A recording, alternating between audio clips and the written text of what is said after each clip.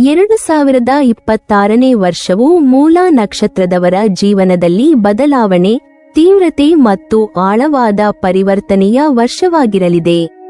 ಈ ನಕ್ಷತ್ರವು ಕೇತು ಗ್ರಹದ ಅಧಿಪತ್ಯದಲ್ಲಿದ್ದು ಆಧ್ಯಾತ್ಮಿಕತೆ, ಆಂತರಿಕ ಅರಿವು ಮತ್ತು ಮೂಲಗಳಿಂದ ಪುನರುತ್ಥಾನದ ಶಕ್ತಿಯನ್ನು ಹೊಂದಿದೆ. ಆದ್ದರಿಂದ ಈ ವರ್ಷವು ಹೊರಗಿನ ಬೆಳವಣಿಗೆಗಿಂತಲೂ ಒಳಗಿನ ಬದಲಾವಣೆಗೆ ಹೆಚ್ಚು ಮಹತ್ವ ನೀಡುತ್ತದೆ.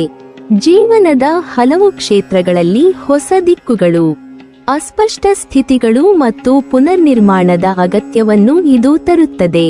ಹಳೆಯದು ಕುಸಿದು ಹೊಸದು ಉದಯಿಸುವಂತಹ ಒಂದು ಚಕ್ರದ ಮಧ್ಯದಲ್ಲಿ ನೀವು ಇರಬಹುದು. ವೃತ್ತಿಜೀವನದ ದೃಷ್ಟಿಯಿಂದ ಮೂಲ ನಕ್ಷತ್ರದವರು 2026ರಲ್ಲಿ ಮಹತ್ತರ ಬದಲಾವಣೆಗಳನ್ನು ಅನುಭವಿಸಬಹುದು.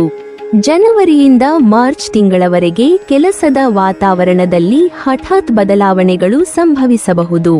ಇದು ಉದ್ಯೋಗ ಸ್ಥಳದ ಪುನರ್ರಚನೆ, ವಿಭಾಗ ಬದಲಾವಣೆ ಅಥವಾ ಹೊಸ ಜವಾಬ್ದಾರಿಗಳ ರೂಪದಲ್ಲಿರಬಹುದು. ಕೆಲವರಿಗೆ ಇದು ತೀವ್ರ ಒತ್ತಡ ತರಬಹುದು, ಆದರೆ ಇತರರಿಗೆ ಇದು ಹೊಸ ದಾರಿಗಳನ್ನು ತೆರೆಸುವಂತಾಗುತ್ತದೆ. ಆರಂಭಿಕ ಗೊಂದಲದ ಮಧ್ಯೆಯೂ ಸಹ ಶಾಂತ ಮನಸ್ಸಿನಿಂದ ತಾಳ್ಮೆ ಇಟ್ಟರೆ ಈ ಬದಲಾವಣೆಗಳು ಮುಂದೆ ಬೆಳವಣಿಗೆಯ ದಾರಿಯಾಗುತ್ತವೆ. ಏಪ್ರಿಲ್ನಿಂದ ಜೂನ್ವರೆಗೆ ನಿಮ್ಮ ಕೌಶಲ್ಯಗಳು ಮತ್ತು ಪ್ರತಿಭೆಗಳು ಮರುಪ್ರತಿಷ್ಠಿತವಾಗುವ ಸಾಧ್ಯತೆಯಿದೆ. ಈ ಅವಧಿಯಲ್ಲಿ ನಿಮ್ಮ ಸೃಜನಶೀಲತೆ ಮತ್ತು ವಿಶ್ಲೇಷಣಾ ಶಕ್ತಿ ಗುರುತಿಸಲ್ಪಡುತ್ತದೆ. ಆದಾಗ್ಯೂ ಸಹೋದ್ಯೋಗಿಗಳೊಂದಿಗೆ ಮನಸ್ತಾಪಗಳು ಉಂಟಾಗಬಹುದು, ವಿಶೇಷವಾಗಿ ನೀವು ನೇರವಾಗಿ ಮಾತನಾಡುವ ಅಭ್ಯಾಸ ಹೊಂದಿದ್ದರೆ. ಅದನ್ನು ನಿಯಂತ್ರಿಸಲು ಕಲಿಯುವುದು ಅಗತ್ಯ.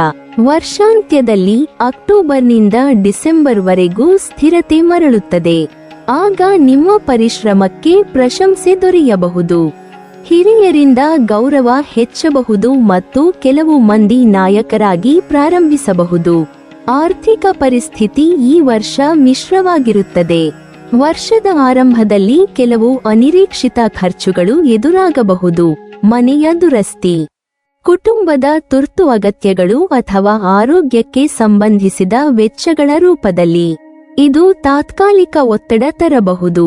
ಆದರೆ ನೀವು ಯೋಜಿತವಾಗಿ ನಡೆಯುವವರಾದರೆ ದೊಡ್ಡ ನಷ್ಟವಿಲ್ಲ. ಏಪ್ರಿಲ್ನಿಂದ ಜೂನ್ವರೆಗೆ ಹೂಡಿಕೆ ಮತ್ತು ಆರ್ಥಿಕ ಯೋಜನೆಗಳಿಗೆ ಉತ್ತಮ ಸಮಯ. ಆಸ್ತಿ, ಭೂಮಿ ಅಥವಾ ದೀರ್ಘಕಾಲೀನ ಹೂಡಿಕೆಗಳ ವಿಷಯದಲ್ಲಿ ಚಿಂತನೆ ಮಾಡಲು ಇದು ಸೂಕ್ತ ಅವಧಿಯಾಗಿದೆ. ಮಧ್ಯ ವರ್ಷದಲ್ಲಿ ಜುಲೈ ಮತ್ತು ಆಗಸ್ಟ್ನಲ್ಲಿ ಹಣದ ಲಾಭಕ್ಕಿಂತ ಹೆಚ್ಚು ಖರ್ಚಿನ ಒತ್ತಡ ಇರಬಹುದು. ಆದ್ದರಿಂದ ಅತಿಯಾದ ಉತ್ಸಾಹದಿಂದ ಅಥವಾ ಭಾವನಾತ್ಮಕ ನಿರ್ಧಾರಗಳಿಂದ ದೂರವಿರಬೇಕು. ಸೆಪ್ಟೆಂಬರ್ ನಂತರ ನಿಮ್ಮ ಆರ್ಥಿಕ ಸ್ಥಿತಿ ನಿಧಾನವಾಗಿ ಸುಧಾರಣೆಯ ಹಾದಿ ಹಿಡಿಯುತ್ತದೆ.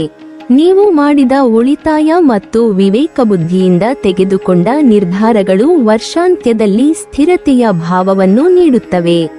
ಸಂಬಂಧಗಳು ಮತ್ತು ಪ್ರೀತಿ ಜೀವನದಲ್ಲಿ ಮೂಲ ನಕ್ಷತ್ರದವರು ಈ ವರ್ಷ ಭಾವನಾತ್ಮಕ ಪರಿವರ್ತನೆಯ ಹಾದಿಯಲ್ಲಿ ಸಾಗುತ್ತಾರೆ. ಪ್ರಾರಂಭದ ತಿಂಗಳುಗಳಲ್ಲಿ ಸಂಬಂಧಗಳು ಸ್ವಲ್ಪ ಕಠಿಣವಾಗಬಹುದು. ಹಳೆಯ ಅಸಮಾಧಾನಗಳು ಮತ್ತೆ ತಲೆದೋರುತ್ತವೆ ಅಥವಾ ಕೆಲವು ವ್ಯಕ್ತಿಗಳು ನಿಮ್ಮ ಜೀವನದಿಂದ ದೂರವಾಗಬಹುದು. ಇದು ನೋವು ತರಬಹುದು, ಆದರೆ ಆತ್ಮಮನನದ ಮೂಲಕ ನೀವು ಏನು ಬೇಕು ಎಂಬುದನ್ನು ಅರಿತುಕೊಳ್ಳುವಿರಿ. ಏಪ್ರಿಲ್ನಿಂದ ಜೂನ್ವರೆಗೆ ಹಳೆಯ ಸಂಬಂಧಗಳನ್ನು ಮರುಪರಿಶೀಲಿಸುವ ಅಥವಾ ಹಿಂದಿನ ಭಾವನೆಗಳಿಗೆ ಮರುಪರಿಚಯಗೊಳ್ಳುವ ಸಂದರ್ಭಗಳು ಎದುರಾಗಬಹುದು.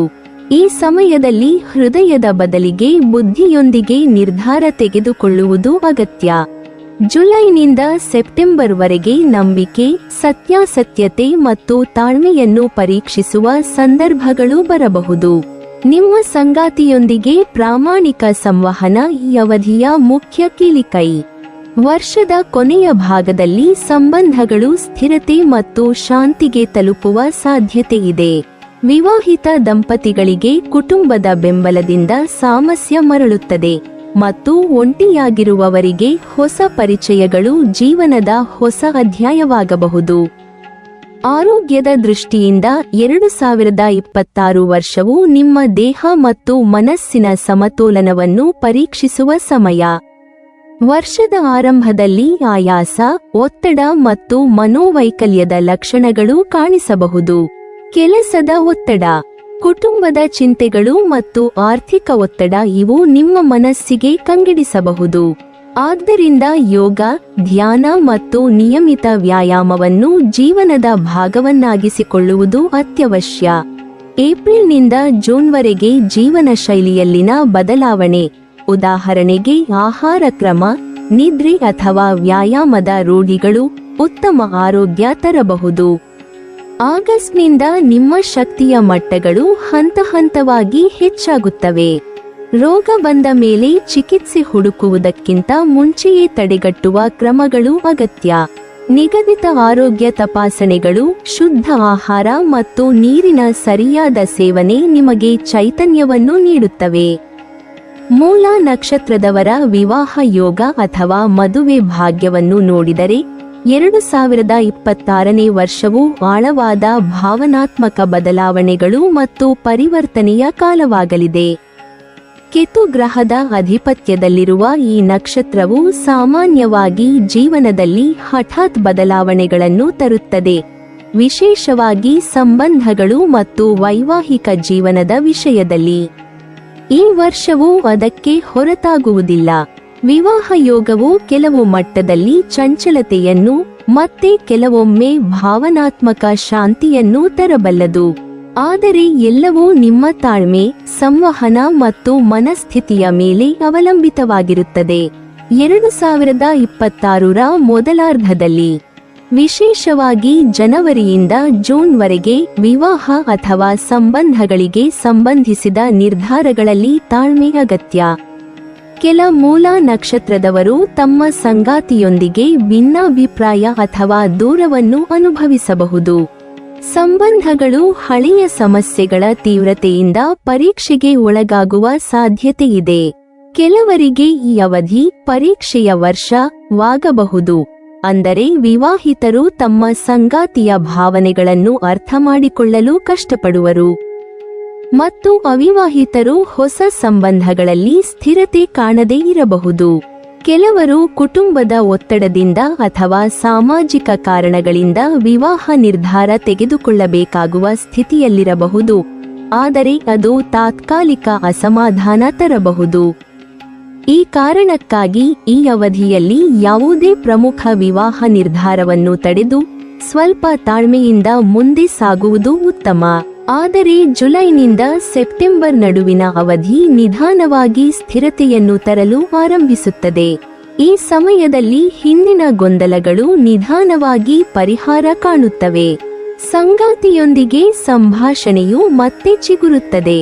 ಈ ಸಮಯದಲ್ಲಿ ನಿಮಗೆ ಸಹಕಾರ ನೀಡುವ ವ್ಯಕ್ತಿಯೊಂದಿಗೆ ಆಳವಾದ ಬಂಧ ಬಲವಾಗುತ್ತದೆ. ವಿವಾಹಿತರಿಗೆ ಇದು ಒಳ್ಳೆಯ ಅವಧಿಯಾಗಬಹುದು. ಹಳೆಯ ಅಸಮಾಧಾನಗಳನ್ನು ಬದಿಗೊತ್ತಿ ಹೊಸ ವಿಶ್ವಾಸದ ನೆಲೆ ಕಟ್ಟುವ ಸಮಯ.